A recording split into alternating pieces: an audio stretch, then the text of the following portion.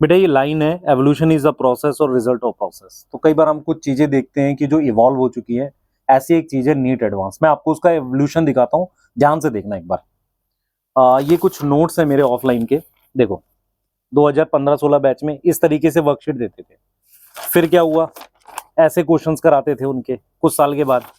फिर ये देखो हैंड रिटन नोट्स देने लगे सेल साइकिल के। फिर ये देख रहे हो एपीसी, और ये वर्कशीट है इस तरीके से फिल इन द ब्लैंक्स की वर्कशीट है।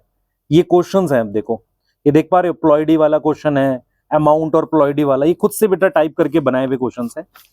उसके बाद क्या हुआ, फिर ये डोपा प्राइम लास्ट ईयर मैंने दिया। तो यहाँ सोच ये थी बेटा, कुछ ऐसे क्वेश्चंस होते हैं जो क्लास के बाद जब दिमाग तेज चलता है ना, वो लिखते हैं, ये उनका कलेक्शन है। तो ऐसे इतने सारे सोर्स हो गए जो एनसीईआरटी बेस्ड था, बढ़िया सोर्स था।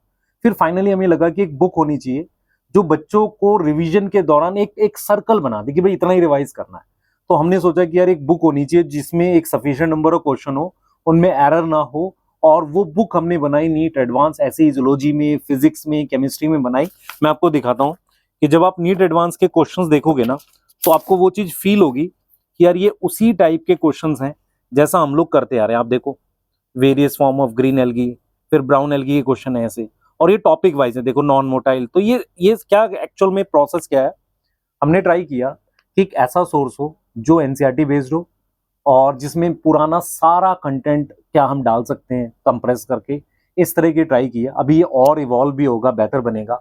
आप मुझे कमेंट में बताना कि इस तरह की वर्कशीट आपने भी करी थी मेरे साथ कभी, और इसके अलावा जिन बच्चों ने नीट एडवांस ले ली है उनका क्या फीडबैक, उन्होंने किसी क्वेश्चन के चैप्टर सॉल्व किए, तो ईमानदारी फीडबैक देना ताकि हम ये लाइन बना सके बेटर रिवीजन की बच्चों के लिए। मिलते हैं बेटा नीट एडवांस में।